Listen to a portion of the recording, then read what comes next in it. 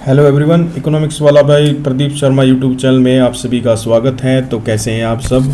आशा करते हैं आप सब अच्छे होंगे, स्वस्थ होंगे, अच्छे से अपने एग्ज़ाम्स की प्रिपरेशन है वो मन लगाकर कर रहे होंगे। तो देखिए, जो हमारी आज की वीडियो रहेगी वो रहेगी इकोनॉमिक्स के कुछ जो MCQs की जो सीरीज़ हमने चला रखी है उसमें हम आगे अब क्या है कंटिन्यू करेंगे। देखिए, तो क्वेश्चन नंबर 31 देखिए, which utility approach suggest that the utility can be measured and quantified. देखिए क्या होता है, जो यूटिलिटी होती है जिसको हम हिंदी में बोलते हैं संतुष्टि। ठीक है, यूटिलिटी को हम क्या बोलते हैं? संतुष्टि। तो संतुष्टि कैसे मिलती है? मान के चलिए एक पर्सन है A, ठीक है, और वो क्या करता है, वो दो क्या खाता है? सेब खाता है, 2 एप्पल। उसने 2 एप्पल खाए। 2 एप्पल खाने के बाद उसको हम दो तरह से बोल सकते हैं। एक तो ये है कि वो बोलेगा कि मुझे एप्पल खाना क्या है? पसंद करता है। वो एप्पल को क्या करता है? पसंद करता है, लाइक करता है। ठीक है, तो उसको हम बोलेंगे, वो कौन सी अप्रोच होगी किसी भी यूटिलिटी को मापने की? वो ऑर्डिनल अप्रोच होगी। ऑर्डिनल अप्रोच का मतलब है कि प्रेफरेंस, कि उसको पसंद है, उसकी क्या प्रेफरेंस है कि भाई वो सेब खाना ज़्यादा पसंद है एज कम्पेयर टू ऑरेंज। ठीक है, तो वो ऑर्डिनल अप्रोचेज हो जाती है। और दूसरी अप्रोच होती है इसके अंदर हमारी कार्डिनल अप्रोच। कार्डिनल अप्रोच क्या है? इसके अंदर हम क्या करते हैं, यूटिलिटी को हम किस में मापते हैं? यूटिल्स में मापते हैं। कभी भी क्वेश्चन आपका आ जाता है कि यूटिलिटी को मापने की जो यूनिट है वो क्या होती है। जैसे हम देखते हैं कि लिक्विड को हम किस में मापते हैं? लीटर्स में मापते हैं। ठीक है, ऐसे ही वेट को हम किस में मापते हैं? केजी में या पाउंड्स में मापते हैं। ठीक है, तो इसकी भी जो मापने की जो यूनिट है वो क्या कहलाती है? यूटिल्स कहलाती है। ठीक है, तो यदि हम इसको यूटिल्स में मापते हैं, यूटिल्स में, तो ये अप्रोच हमारी क्या कहलाएगी? कार्डिनल अप्रोच कहलाएगी। कौन सी अप्रोच कहलाएगी? कार्डिनल।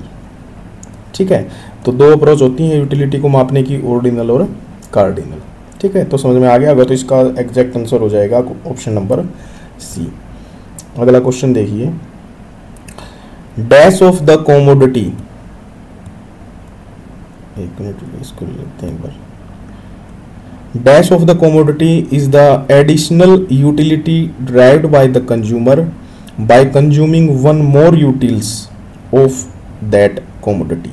मतलब क्या है कि एक एडिशनल जो यूटिलिटी ड्राइव करने के लिए एक और यूटिलिटी का प्रयोग करना, तो हमारा वो क्या कहलाएगा? मार्जिनल यूटिलिटी कहलाएगा। जिसमें ये होता ही है कि भाई एडिशनल यूटिलिटी का अगर हम यूज़ करते हैं तो हमारी क्या कहलाती है? मार्जिनल यूटिलिटी कहलाएगी। ठीक है, इसके बाद देखिए question number 33, at what points does total utility starts diminishing. देखिए, इसमें ये बता रहा है कि जो टोटल यूटिलिटी कर्व है, ये हमने पहले TRAMR में भी किया था।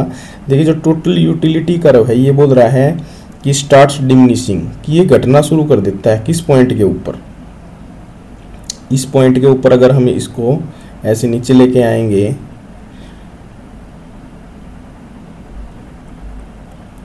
तो यहाँ पे 2 कर्व, ये तो हो गया हमारा TU, टोटल यूटिलिटी कर्व। अब ये बोल रहा है कि मार्जिनल यूटिलिटी। तो अब ये क्या होता है? 2 कर्व और बनते हैं। एक तो होता है मार्जिनल यूटिलिटी, एक हम बोल सकते हैं एवरेज यूटिलिटी कर्व। तो जो मार्जिनल यूटिलिटी कर्व है वो देखिए कैसे बनेगा। जब टोटल यूटिलिटी बढ़ रही होती है तो ये बढ़ेगा, और एक पॉइंट के बाद ये मैक्सिमम होके और ये कहाँ चला जाता है? बाद में माइनस में चला जाता है। ठीक है, तो एट पॉइंट, ये पॉइंट बना लेते हैं, मान के चलिए ये पॉइंट हमारा कौन सा है? A। ठीक है, और इसके बाद एक हमारा कर्व होता है एवरेज यूटिलिटी, वो हमारा होगा ये एवरेज यूटिलिटी कर्व, और ये हमारा क्या होगा? Marginal utility. तो इसमें देखिए इन्होंने क्या बोल रखा है कि at what point does total utility starts diminishing. Total utility है वो एक पॉइंट A1 है, उसके बाद क्या है? डिमिनिशिंग करना स्टार्ट कर देता है। ठीक, तो इसमें देखिए क्या था, जो मार्जिनल यूटिलिटी कर्व था, मैं बता रहा था कि जब मार्जिनल जो टोटल यूटिलिटी कर्व अगर क्या करता है, टोटल यूटिलिटी कर्व अगर मैक्सिमम होता है, जो टोटल यूटिलिटी कर्व है वो अगर मैक्सिमम होगा टोटल यूटिलिटी, तो हमारा जो मार्जिनल MU होगा वो क्या करता है, एक जहाँ पे भी ये मैक्सिमम होगा, इसको एक बार नीचे लेके आते हैं डायग्राम में, तो यहाँ पे क्या करता है, ये नेगेटिव हो जाता है, इसके बाद क्या हो जाता है, नेगेटिव। ठीक है, इसके बाद क्या हो जाएगा, नेगेटिव, और यहाँ से टोटल यूटिलिटी कर्व हमारा क्या है, घटना शुरू कर देता है TU, तो MU क्या हो जाएगा, नेगेटिव। तो इसका ये आपका एग्जैक्ट आंसर होगा। ठीक है, इसके बाद देखिए question number 34, consumer surplus is also known as. देखिए कंज्यूमर सरप्लस है ना, वो किसका सरप्लस होता है, वो बायर का सरप्लस होता है। Consumer surplus is also known as, buyer का सरप्लस कहलाता है। ठीक है, इसके बाद देखिए question number 35, which of the following is called the Gossen first law. Gossen first law क्या है, जो law of diminishing marginal utility है उसको हम क्या बोलते हैं, गॉसेन का first law, law of diminishing marginal utility को बोला जाता है। ठीक है, उसके बाद देखिए क्वेश्चन नंबर 36 क्या है, which utility measures approach is utility ranked in order to preference. देखिए मैंने प्रेफरेंस का आपको पहले बताया था कि जो ऑर्डिनल होता है उसमें हम किसको देखते हैं, हम प्रेफरेंस को देखते हैं। किसको देखते हैं, प्रेफरेंसेस को देखते हैं। जबकि कार्डिनल के अंदर हम क्या देखते हैं, कार्डिनल के अंदर हम यूनिट्स को, इसको यूटिल्स में मापते हैं। ठीक है, एक यूनिट के रूप में देखते हैं कि हमें इतनी यूनिट मिल रही हैं, इस चीज़ को खाने से हमें इतनी यूनिट मिल रही हैं। ठीक है, जैसे मैं बोलूँ कि एक सेब खाने से मुझे 2 यूटिल्स मिलती हैं। ठीक है, और यदि मैं बोलूँ कि मुझे 2 ऑरेंज खाने से मुझे 3 यूटिल्स मिलती हैं। ठीक है, तो मैं किसकी बात कर रहा हूँ यहाँ पे, कार्डिनल अप्रोच की बात कर रहा हूँ। और अगर मैं बोलूँ कि भाई मुझे एप्पल है वो ज़्यादा खाना पसंद है एज कंपेयर टू ऑरेंज, या मैं प्रेफरेंस लगाऊं कि एप्पल को मैं पसंद करूंगा पहले खाना, ऑरेंज का करूंगा मैं बाद में दूसरे नंबर पे खाना। ठीक है, तो ये हमारी ऑर्डिनल हो गई। ठीक है भाई, अब क्वेश्चन नंबर 37 देखिए, which show the various combination of 2 products that give same amount of satisfaction. देखिए ऐसी कौन सी कर्व है, इन्होंने कर्व बता रखे हैं जैसे आइसोकोस्ट, मार्जिनल यूटिलिटी, आइसोक्वांट, लेकिन क्या होता है जो इंडिफरेंस कर्व होता है हमारा, IC कर्व, ये कौन सा कर्व होता है, इंडिफरेंस कर्व। इंडिफरेंस कर्व क्या है, जो 2 वस्तुएं होती हैं, वस्तु A है, एक वस्तु क्या है B, इनके विभिन्न कॉम्बिनेशन बताएगा कि भाई हम A वस्तु का इतना प्रयोग कर रहे हैं, जैसे कि मान के चलिए O है, यदि मैं OA A वस्तु का यूज कर रहा हूं और OB वस्तु का, B गुड है ये, ठीक है, कोई वस्तु है इसका प्रयोग कर रहा हूं, तो एट पॉइंट A, ये क्या पॉइंट बना दिया मैंने, ये एक पॉइंट बना दिया A, इस पॉइंट के ऊपर मुझे इतना सेटिस्फेक्शन मिल रहा है। दूसरा पॉइंट अगर मैं बोलूँ कि मैं A वस्तु की तो कम मात्रा यूज कर रहा हूँ और B की मैंने ज़्यादा करनी स्टार्ट कर दी, B1 कर दिया और यहाँ पे मैंने कर दिया A1 और यहाँ पे मैंने पॉइंट बना दिया B इस पॉइंट के ऊपर, तो एट पॉइंट B के ऊपर A का कम कंज्यूम कर रहा हूँ और B1 के ऊपर B गुड का हम क्या कर रहे हैं, ज़्यादा कंज्यूम कर रहे हैं। लेकिन एट पॉइंट A और एट पॉइंट B हमें क्या दे रहा है, सेम सेटिस्फेक्शन मिल रहा है। ठीक है, सेम सेटिस्फेक्शन है। और ये कौन सा कर्व दिखाता है हमें, ये हमें इंडिफरेंस कर्व दिखाता है, ये चीज़ें। ठीक है, तो इसके बाद देखिए अगला क्वेश्चन भी इंडिफरेंस कर्व का है। इंडिफरेंस कर्व स्लोप्स, देखिए मैंने आपको बता ही दिया कि इंडिफरेंस जो कर्व है उसका शेप कैसा होगा, उसका डाउनवर्ड होगा, डाउनवर्ड बनाया ना, डाउनवर्ड लेफ्ट टू राइट, तो डाउनवर्ड टू द राइट इसका एग्जैक्ट आंसर हो जाएगा। ठीक है भाई, इसके बाद क्वेश्चन नंबर 39 देखते हैं। क्वेश्चन नंबर 39 है the process of the capital formation. देखिए कैपिटल फॉर्मेशन जो है, कैपिटल फॉर्मेशन की प्रोसेस में हम किस किस को लेते हैं, कैपिटल ऑफ सेविंग्स, जो हमारी सेविंग्स है कैपिटल की उसको हम लेंगे, मोबिलाइजेशन ऑफ सेविंग्स इसको भी हम इसके अंदर इंक्लूड करते हैं, इन्वेस्टमेंट ऑफ सेविंग्स जो इन्वेस्टमेंट करते हैं उसको भी, तो इन सभी को हम क्या करते हैं कैपिटल फॉर्मेशन के अंदर इंक्लूड करेंगे, तो ऑल ऑफ दी अबव इसका आंसर आ जाएगा। ठीक है, अच्छा जी, आगे क्वेश्चन देखिए 40। अब आगे 40 क्वेश्चन है, वो हमें बता रहा है कि the internal economics is related to. देखिए जो इंटरनल और एक्सटर्नल दो तरह की इकोनॉमिक्स होती हैं। इंटरनल जो आंतरिक होती है, इंटरनल में हम जैसे क्या करते हैं, मार्केटिंग को लेंगे, फाइनेंशियल इकोनॉमिक्स को लेंगे, लेबर इकोनॉमिक्स को लेंगे, ये हमारी क्या है, इंटरनल इकोनॉमिक्स कहलाती है। तो ऑल ऑफ दी अबव इसका क्या है, आंसर आ जाएगा। ठीक है, क्वेश्चन नंबर 40 देखिए, when the output produced is maximum for the given level of input the firms achieve. देखिए कोई भी प्रोडक्ट है, कोई भी फर्म है, जैसे वो ए यूनिट का क्या कर रही है, प्रोडक्शन कर रही है। ठीक है, ए यूनिट का क्या कर रही है, प्रोडक्शन कर रही है, और उसके पास जो इनपुट्स दिए होते हैं, इनपुट्स वो क्या है, फिक्स्ड है, बिल्कुल फिक्स्ड अमाउंट की इनपुट है हमारे पास। ठीक है, मान के चलिए कि मैं बोल रहा हूं कि मेरे पास एक फिक्स्ड अमाउंट इनपुट्स है, टेक्नोलॉजी है, और मैं क्या कर रहा हूं, 1000 यूनिट्स का प्रोडक्शन कर रहा हूं। मान ले एक फैक्ट्री मान लेते हैं, वो 1000 यूनिट्स का प्रोडक्शन कर रही है। ठीक है, और नेक्स्ट एक मंथ उसने 1000 का किया, नेक्स्ट मंथ उसने कितने का किया, 1100 यूनिट्स का प्रोडक्शन किया, तीसरे मंथ भी 1100 किया, मतलब 1100 यूनिट्स के बाद वो प्रोडक्शन नहीं बढ़ा रही। तो इसका मतलब हम ये बोल सकते हैं कि इसकी जो टेक्निकल एफिशिएंसी है वो क्या है, मैक्सिमम हो गई है। क्यों, क्योंकि हमारे पास इनपुट्स तो फिक्स हैं, फिक्स इनपुट्स में हमने पहले 1000 यूनिट्स का प्रोडक्शन कर रहे थे और अब कितने का कर रहे हैं, 1100 का। तो इसका मतलब जो 100 यूनिट्स बढ़ा है वो टेक्निकल एफिशिएंसी की वजह से प्रोडक्शन है वो बढ़ा है। ठीक है, तो इसका आंसर हो जाएगा बी, टेक्निकल एफिशिएंसी। इसके बाद देखिए क्वेश्चन नंबर 40 था ना, 41 पता नहीं मिस हो गया, 42 देखिए, the profit where the TR curve TC. देखिए ये क्या बोल रहा है कि जो टीआर कर्व है, टोटल रिवेन्यू कर्व, और जो टोटल कॉस्ट कर्व को काटता है वो हमारा क्या होता है, ब्रेक इवन पॉइंट होता है भाई।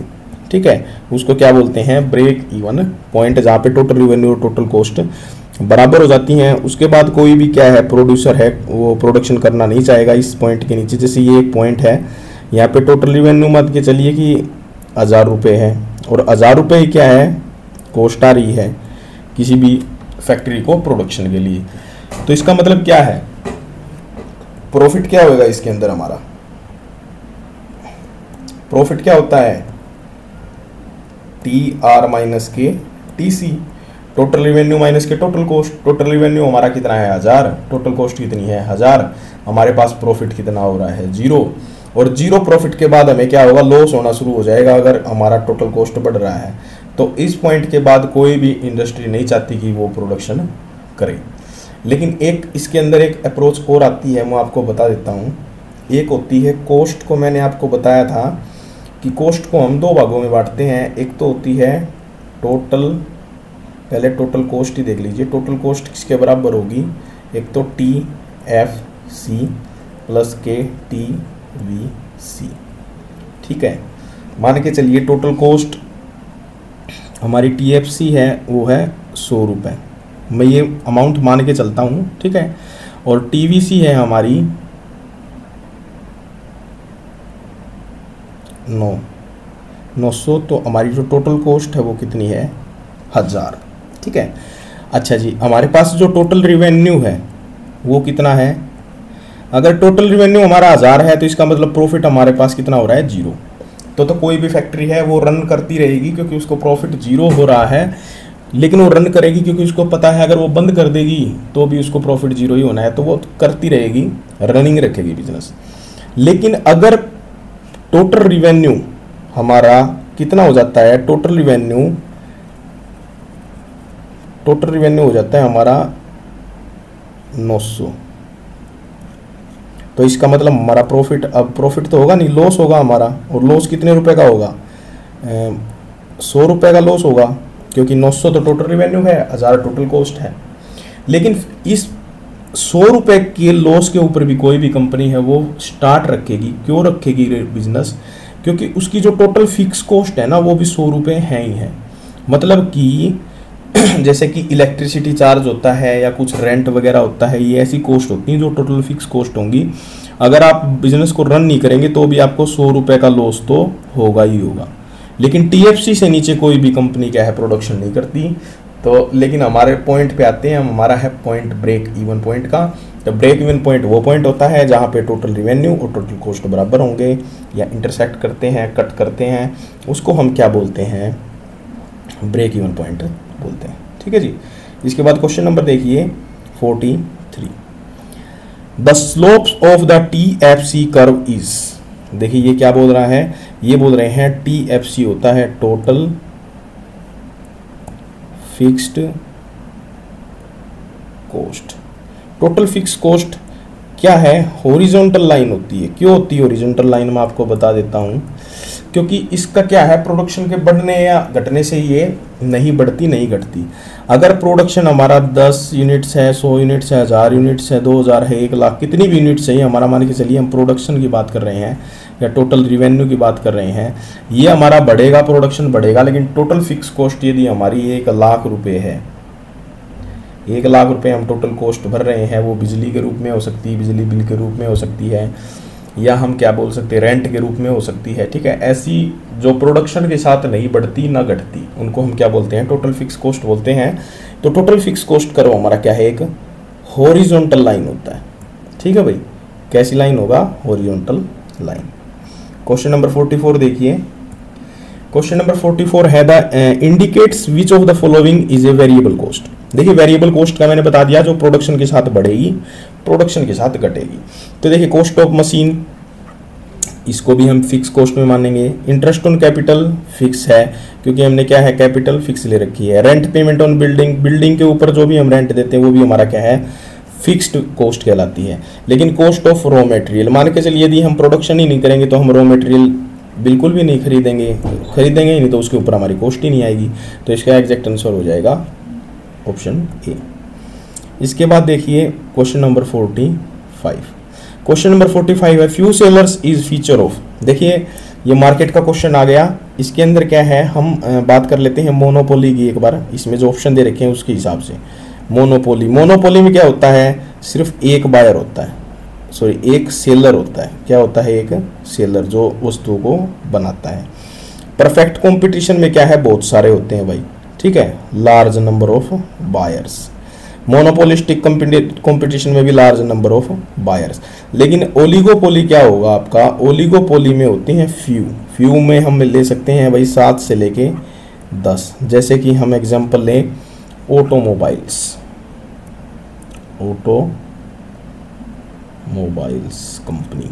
तो ऑटोमोबाइल्स कंपनी में जैसे क्या है, मारुति होगी, होंडा होगी, ठीक है, और कौन सी कंपनी लेंगे हम, हिंडई होगी, टाटा होगी, महिंद्रा होगी, ठीक है, रेनॉल्ट होगी। तो ऐसे करके ये 7, 8, 10 कंपनियां हैं जो मार्केट में रन करती हैं।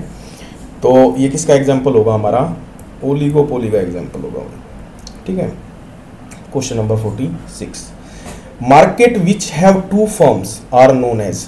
देखिए जो जिसमें ये क्वेश्चन आए भी थे इस टाइप के, असिस्टेंट प्रोफेसर में आया हुआ था एक क्वेश्चन इस टाइप का इकोनॉमिक्स का। तो उसमें इसमें देखिए क्या बोल रहा है कि 2 फर्म्स, केवल तो 2 प्रोडक्शन होंगे। 2 से देखो एग्जांपल इसमें अगर लेके डियो का मतलब 2, डियोपोली।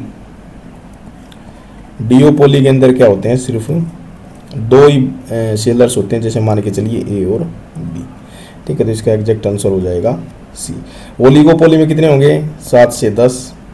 मोनोपोली में 1, डियोपोली में 2, परफेक्ट कंपटीशन में large number of buyers. Large number मतलब कितने भी हो सकते हैं। ठीक है, इसके बाद question number 47, which item is not included in the public utilities. Public utilities में क्या क्या शामिल नहीं होता। तो इलेक्ट्रिसिटी भी पब्लिक यूटिलिटी का भाग है, गैस सप्लाई भी पब्लिक यूटिलिटी का ही है, वाटर सप्लाई, लेकिन एसेसरीज होंगी वो पब्लिक यूटिलिटी नहीं होगा, ये प्राइवेट का होगा। ठीक है, प्राइवेट। अब देखिए question number 48, supply curve of the perfectly competitive firm is. देखिए ये बोल रहा है कि परफेक्टली कॉम्पिटिटिव फर्म्स होती हैं, उनका सप्लाई कर्व कैसा होता है। तो सप्लाई कर्व तो हमारा क्या है, पॉजिटिव स्लोप वाला होगा, तो इसको हम बोलेंगे अपवर्ड स्लोपिंग। ठीक है, तो क्वेश्चन नंबर 48 का आंसर हो जाएगा बी। आगे देखिए क्वेश्चन नंबर 49, 49 हमें क्या बता रहा है, in the perfect competition A firm या फर्म है increases the profit when dash exceeds मतलब ज़्यादा हो जाएगा किससे, डैश से। तो देखिए ये क्या है, इंक्रीज द प्रॉफिट, प्रॉफिट को इंक्रीज कब करती है कोई भी जो परफेक्ट कंपटीशन के अंदर, वो हम डिनोट करेंगे एवरेज रिवेन्यू और एवरेज कॉस्ट। इसमें देखते हैं हम क्या है, एवरेज रिवेन्यू यदि एवरेज कॉस्ट से ज़्यादा है तो प्रॉफिटेबल है, ठीक है। अगर दोनों बराबर हैं तो नॉर्मल प्रॉफिट है। अगर ये एवरेज कॉस्ट हमारी ज़्यादा है एवरेज रिवेन्यू से तो यहाँ पे लॉस होगा, ठीक है। तो किससे हम देखते हैं, एवरेज रिवेन्यू एवरेज कॉस्ट से। अब देखिए क्वेश्चन नंबर 50 देख लेते हैं। The discriminating monopoly can be categorize, ठीक है।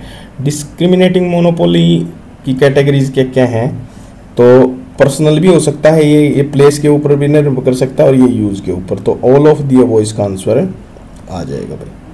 Question number 51, which is not A phase of business cycle. देखिए बिजनेस साइकिल आपने पढ़ा होगा, उसके अंदर देखिए 2-3 सिचुएशंस होती हैं, एक्युमुलेशन इसका भाग नहीं होगा। जैसे कि डिप्रेशन मतलब कि मंदी, रिसेशन भी हम क्या है मंदी में ही लेते हैं। रिकवरी का मतलब क्या है, वापसी से रिकवरी होना शुरू हो जाता है, ठीक है। तो ये सभी इसके भाग होंगे किसी भी बिजनेस साइकिल के। क्वेश्चन नंबर 52 क्या बताता है, which is not an instrument of the fiscal policy in controlling the business cycle. तो देखिए जो फिस्कल पॉलिसी है वो गवर्नमेंट बनाती है किसी भी देश के लिए।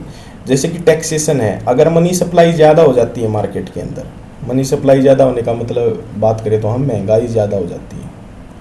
और महंगाई जब कब ज़्यादा होगी, जब मार्केट के अंदर पैसा बहुत ज़्यादा होगा, और पैसा ज़्यादा होगा तो ज़्यादा वस्तुएं खरीदते हैं। इसलिए गवर्नमेंट क्या करती है, टैक्सेशन पॉलिसी लगाती है, टैक्स को बढ़ा देती है, ठीक है।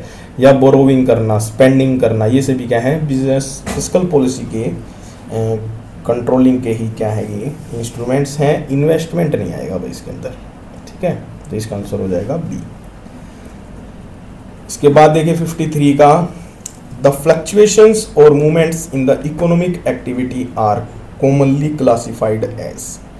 तो देखिए जो मूवमेंट्स होते हैं, फ्लक्चुएशंस होते हैं इकोनॉमिक एक्टिविटीज़ की, तो वो इन तीनों ही हैं। ये रैंडम फ्लक्चुएशंस भी हो सकते हैं, साइक्लिकल जो बार बार आते रहते हैं सेम, ये सेकुलर ट्रेंड्स होते हैं। तो ऑल ऑफ द अबव इसका क्या आंसर आ जाएगा। क्वेश्चन नंबर देखिए 54, देखिए क्या है, which is the most preferred method of measuring the inflation. Inflation है भाई वो WPI पे किया जाता है, ठीक है। WPI पे मेज़र किया जाएगा।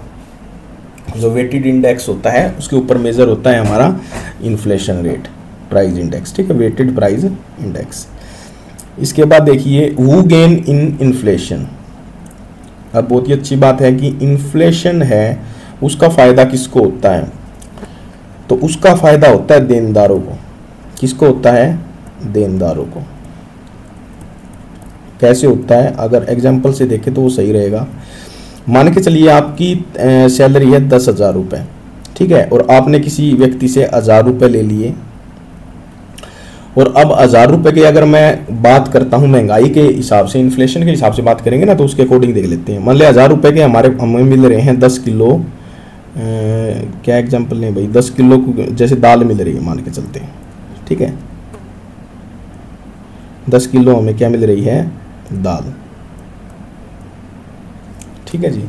मान के चलिए इन्फ्लेशन आ गया। इन्फ्लेशन आने से देखो कई डिफरेंस होते हैं, हो सकता है कि आपकी सैलरी भी बढ़ जाए, लेकिन इन्फ्लेशन अगर आता है तो अब क्या हो रहा है कि 1,000 रुपये से जो दाल है, क्योंकि दाल के रेट बढ़ गए हैं, दाल मान के चलिए अब 5 kg मिल रही है हमें, तो इसका मतलब रुपीज़ की वैल्यू तो डाउन हो गई, लेकिन उसने पैसे कितने देने हैं, देनदार ने 1,000 रुपये देने हैं।